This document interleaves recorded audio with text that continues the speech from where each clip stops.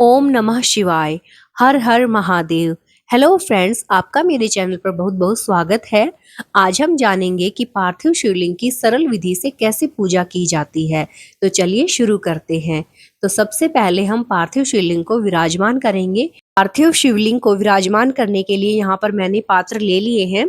तो यहाँ पर मैंने एक छोटी प्लेट ली है जो थोड़ी ऊंचाई पर है, क्योंकि हमें शिवलिंग को ऊंचाई पर ही रखना है और मन में भगवान शिव जी का नाम लेकर ओम नमः शिवाय का जाप करते हुए हम ये पूजा संपन्न करेंगे। तो यहाँ पर मैंने प्लेट को रख लिया है और अब इसके ऊपर मैं रखूंगी बेलपत्र।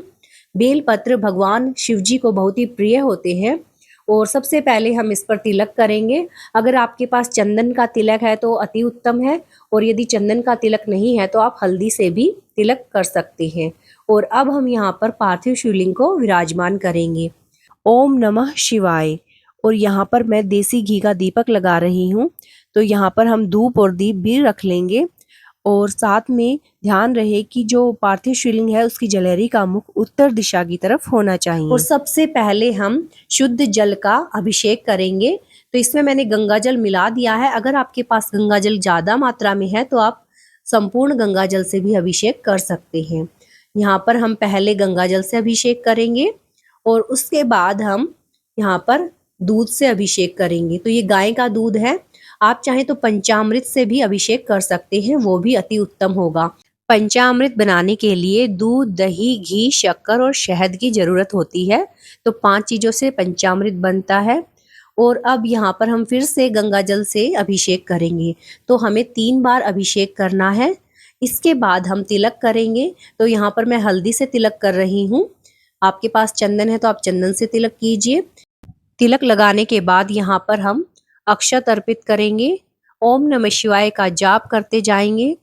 और इसके बाद हम लेंगे वस्त्र रूपी कलावा। तो यहाँ पर अगर आपके पास जनेऊ है तो आप जनेऊ ले सकते हैं, और जनेऊ नहीं है तो 7 बार आप इसका घेरा बनाकर उसको जनेऊ के रूप में वस्त्र रूपी कलावा समर्पित कर सकते हैं। तो ये देखिए, यहाँ पर मैंने वस्त्र रूपी कलावा समर्पित कर दिया है। और अब हम यहाँ पर बेलपत्र समर्पित करेंगे। तो बेलपत्र पर आप ऐसे तिलक कर लीजिए। बेलपत्र को हम इस तरीके से अर्पित करेंगे। इसके बाद मैं फूल अर्पित करूंगी। तो यहाँ पर मैंने सफेद रंग का फूल लिया है, हो सके तो सफेद रंग का फूल ले लीजिए, क्योंकि कहा जाता है कि सफेद रंग का फूल इस दिन चढ़ाना शुभ माना जाता है। और यहाँ पर मैंने लिया है धतूरे का फूल, ये भी भगवान शिव जी को अति प्रिय होते हैं। साथ में मदार के फूल आप ले सकते हैं, यहाँ पर आप भांग भी चढ़ा सकते हैं, और जो भी आपके पास फूल अवेलेबल है वो आप अर्पित कर सकते हैं। श्रद्धा भाव से, मन में श्रद्धा होनी चाहिए और पवित्र मन से आप पूजा कीजिए, पूजा अवश्य सफल होती है। साथ में हम ऋतुफल चढ़ा देंगे। तो अभी फागुन का महीना चला हुआ है, तो फागुन के महीने में बेर चढ़ाना अति उत्तम माना जाता है शिवजी भगवान पर। फूल, फल इत्यादि अर्पित करने के बाद अब हम आरती करेंगे।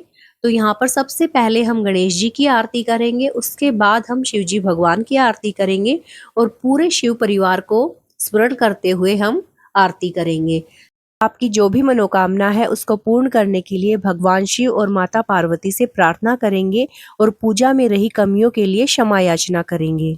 इस तरह हम पूरे शिव परिवार का जयकारा लगाते हुए पूजा को संपन्न करेंगे। तो यहाँ पर मैं आपको बता देती हूँ कि जब भी हम पार्थिव शिवलिंग का निर्माण करते हैं तो उसको विसर्जित भी किया जाता है। जी हाँ, विसर्जित करना बहुत ही जरूरी है। तो यहाँ पर जब तक दिया जल रहा है तब तक हम विसर्जित नहीं करेंगे। मान लो इसके 1-2 घंटे के बाद जब दिया शांत हो जाएगा तब हम इसका विसर्जन करेंगे। तो दिया शांत हो चुका है, तो चलिए हम पार्थिव शिवलिंग का विसर्जन करते हैं। तो यहाँ पर विसर्जन करने के लिए मैंने एक पात्र ले लिया है जिसमें मैंने शुद्ध जल भरा है। आप चाहें तो किसी नदी में या फिर तालाब में भी विसर्जन कर सकते हैं, लेकिन अगर आप वहां नहीं जा सकते आप घर में ही विसर्जन कर सकते हैं।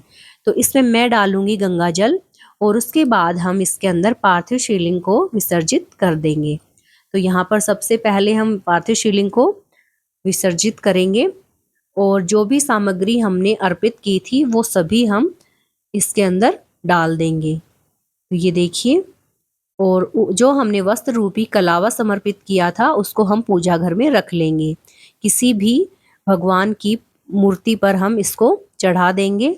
और यहाँ पर जितनी भी चीज़ें हैं, बेलपत्र, फूल और ये जितनी भी चीज़ें हमने भगवान जी के ऊपर अर्पित की थी, उन सबको हम इसी के अंदर रख देंगे। और जो हमने यहाँ पर फल अर्पित किए थे, इनको हम प्रसाद के रूप में पूरे परिवार को बांट देंगे। तो इस तरह हम पार्थिव शिवलिंग का विसर्जन कर देंगे। ये बहुत ही सरल तरीका है। इस तरह आप घर पर ही पार्थिव शिवलिंग का निर्माण कर सकते हैं और उसकी पूजा अर्चना कर सकते हैं और घर पर ही विसर्जित कर सकते हैं। तो यहाँ पर इस प्लेट को उठा देंगे और इसमें जितना भी ये जल है, इसको हम इसी के अंदर डाल देंगे। पार्थिव शिवलिंग को हमें इसके अंदर तब तक रखना है जब तक कि वो पूरी तरह से मिट्टी नहीं बन जाते। और इसके बाद हो सके तो आप इसको पीपल के वृक्ष में अर्पित कर दीजिए, विसर्जित कर दीजिए, क्योंकि ऐसा कहा जाता है कि पीपल के वृक्ष में विसर्जित करने से पितृदोष समाप्त हो जाते हैं। और अगर ऐसा पॉसिबल नहीं है तो आप किसी भी गमले में इसको विसर्जित कर दीजिए। ध्यान रहे कि तुलसी के गमले में इसको विसर्जित ना करें। इस तरह आप सरल तरीके से पार्थिव शिवलिंग की पूजा कर सकते हैं। पार्थिव शिवलिंग का निर्माण कैसे किया जाता है, इसका वीडियो भी मेरे चैनल पर अवेलेबल है। लिंक आपको डिस्क्रिप्शन बॉक्स में मिल जाएगा। आप पार्थिव शिवलिंग की पूजा सोमवार के व्रत में, प्रदोष व्रत में या फिर महाशिवरात्रि पर कर सकते हैं, जो कि बहुत ही फलदायी मानी जाती है। फ्रेंड्स, कैसा लगा आपको ये वीडियो? अगर आपको ये वीडियो अच्छा लगा है, थोड़ा सा भी यूज़फुल लगा है, तो प्लीज़ मेरे चैनल को लाइक, सब्सक्राइब और शेयर कीजिए। ओम नमः शिवाय।